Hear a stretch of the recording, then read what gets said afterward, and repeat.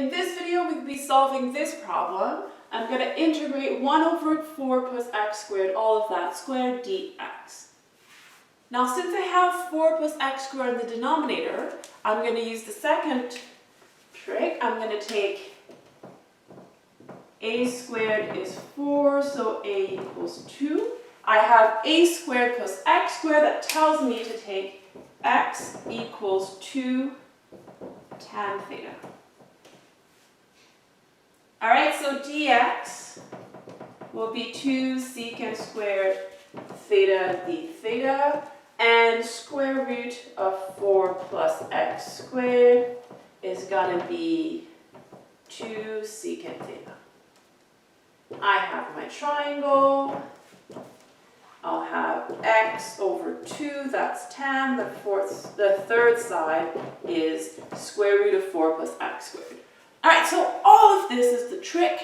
Once you've decided to use inverse trig sub and to have a equals 2, all of this follows for free. Now I need to figure out how to rewrite this using that.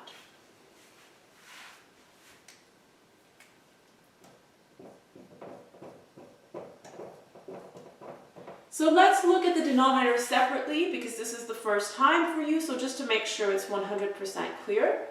I want a square root.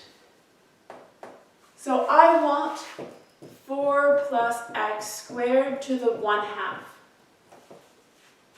These two are not equal, but if I multiply by a power, if I apply a power of 4, these two will multiply and give me 2. So this is what I have. I do have a square root. And the square root is placed to a power of 4.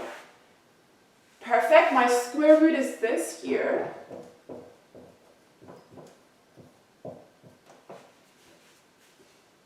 And so my denominator will be replaced by this.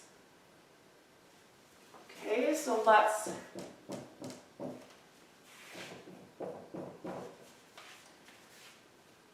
integrate this. So the integral, the denominator we said was 2 secant theta to the 4, and then dx is 2 secant squared theta, the d theta.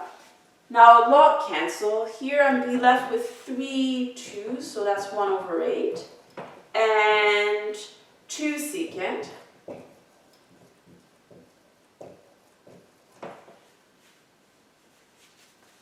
So this part is usually the toughest part of inverse trig sub. At this moment, I need to figure out how to evaluate an integral of trig functions. The trig function is not usually given in a nice way, so you need to figure out how to simplify it to bring it to something that you know how to do. Any thoughts? So I'm hearing some of you say, well, secant is 1 over cos. So if you have secant in the denominator, you could bring it to the top and get cosines, which we like better. So I'll get 1 over 8 cosine square theta d theta. And we've done this before, so 1 plus cos 2 theta over 2.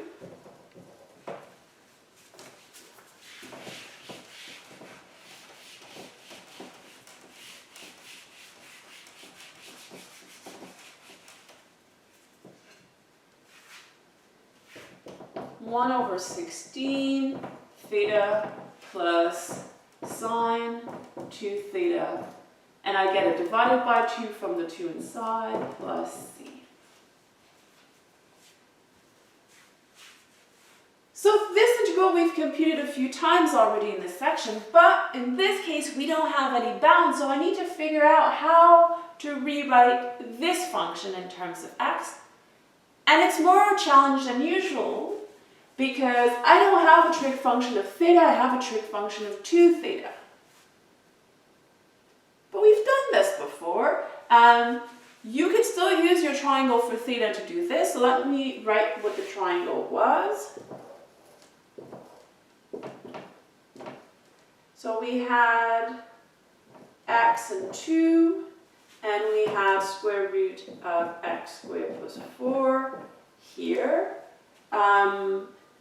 We know that tan theta was x on 2, so theta is arctan of x on 2.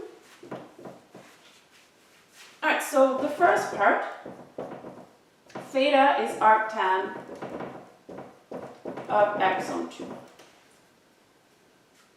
Alright, so that's not so bad. We've done this before. Now sine of 2 theta,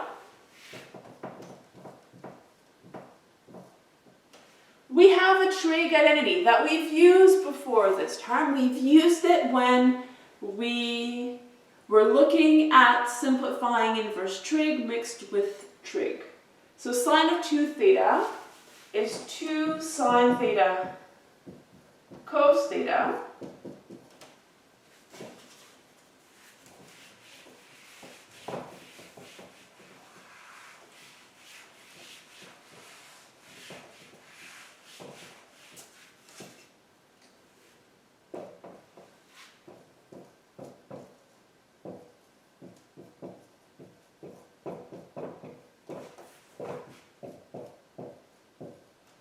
Actually, let's cancel the 2, so I get 1 over 16.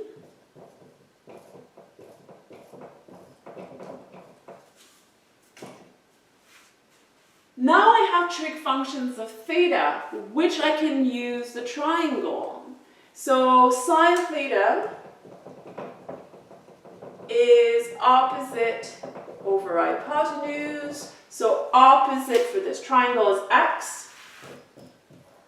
Hypotenuse would be square root of x squared plus 4. For cosine,